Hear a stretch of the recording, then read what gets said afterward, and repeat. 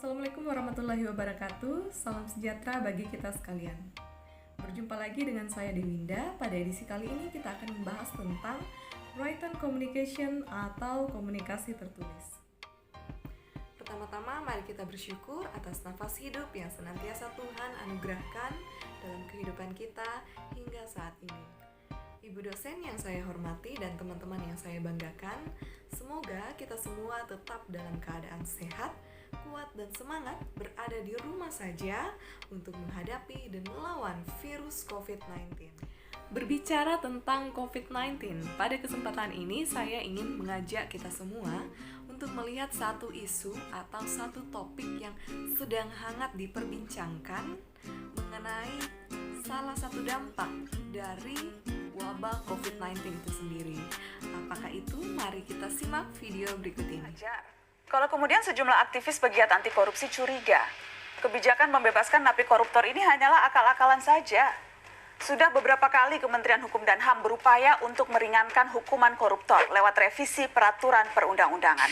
Catatan ICW misalnya, selama 2015 hingga 2019, Menteri Yasona sudah 4 kali mengatakan mau merevisi PP 99 tahun 2012 tentang syarat dan hak napi di lapas.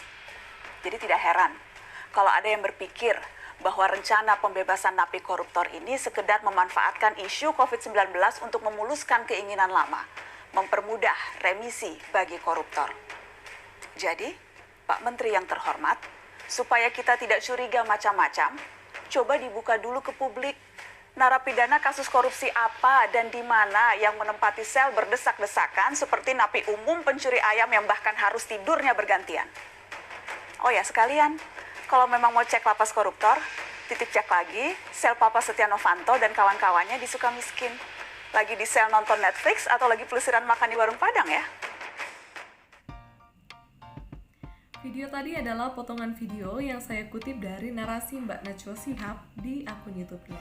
Dalam video narasi tersebut, Mbak Najwa membahas tentang pembebasan koruptor gara-gara corona atau COVID-19. Namun, kita tidak akan membahas topik ini lebih jauh. Kita fokus pada topik utama dalam pertemuan kita ini tentang written communication atau komunikasi tertulis. Kalau begitu, apa hubungannya? Pada awal video, kita melihat atau kita menyaksikan bersama video narasi oleh Mbak Najwa dengan komunikasi tertulis. Ya, tentu ada hubungannya. Jadi, sebagai pembelajar bahasa, dari video narasi tersebut, kita dapat melihat bagaimana komunikasi tertulis bekerja di balik seorang pembicara hebat dan bagaimana komunikasi tertulis membentuk retorika seseorang menjadi sangat bagus. Untuk itu, mari kita melihat apa itu komunikasi tertulis pada pembahasan berikutnya. Komunikasi tertulis pada kajian ini berbicara tentang analisis wacana. Pada kesempatan ini, kita diperkenalkan dengan metode analisis wacana yang dapat meningkatkan kritik retoris. Adapun metode analisis wacana tersebut mencakup 3 bagian, yaitu analisis wacana linguistik, analisis teks multimoda, dan analisis mikro-intertekstual.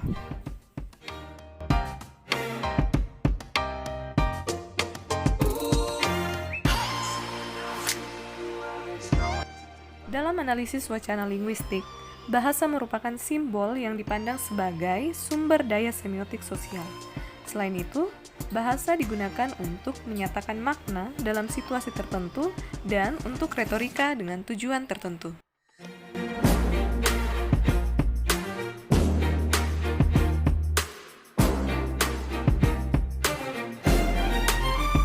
Dalam analisis teks multimoda berbicara tentang teks berbasis gambar yang menunjukkan bahwa konsep linguistik dapat memandu analisis visual. Adapun alat analitik untuk mengintegrasikan analisis visual dan verbal pada analisis teks multimoda yaitu melalui kosakata yang dapat secara tepat menggambarkan interaksi berbagai mode semiotik.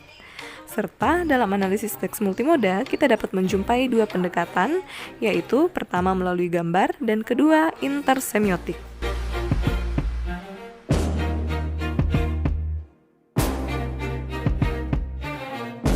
Dan yang terakhir adalah analisis mikro-intertekstual. Analisis mikro-intertekstual membahas tentang wacana tertulis yang dikontekstualisasikan ulang dalam teks multimoda. Artinya, dalam analisis mikro-intertekstual, teks akan disajikan ulang atau ditampilkan ulang pada media-media tertentu sebagai bentuk respon atau tanggapan terhadap teks atau wacana tersebut. Ya, baik, itulah tadi gambaran tentang komunikasi tertulis, mencakup metode analisis wacana yang dapat meningkatkan kritik retoris. Hal ini menunjukkan bahwa semakin cerdas seseorang dalam menguasai atau menganalisis sebuah wacana, baik itu bahasa sebagai simbol atau teks gambar dalam sumber semiotik, kosakata, visual, atau makna intersemiotik, maka semakin tinggi pula kemampuan retorika seseorang. Hal ini kemudian dapat kita lihat pada sosok Najwa Shihab dengan kemampuan retorikanya yang sangat baik. Tentu hal ini didukung pula oleh kemampuannya dalam menguasai dan menganalisis sebuah wacana. Dan kondisi ini bukan hanya di Lapas Sukamiskin. Sebutlah di Lapas Tanjung Gusta, Sumatera Utara. Sel napi koruptor di sana jauh lebih nyaman. Jadi dapat disimpulkan bahwa penguasaan terhadap komunikasi tertulis memiliki peran yang besar dalam kemampuan berbahasa, bahkan tingkat kekritisan seseorang dalam berretorika. Demikian yang dapat saya sampaikan, kurang dan lebihnya mohon dimaafkan. Terima kasih atas waktu dan kesempatan yang diberikan kepada saya. Shalom dan salam sehat.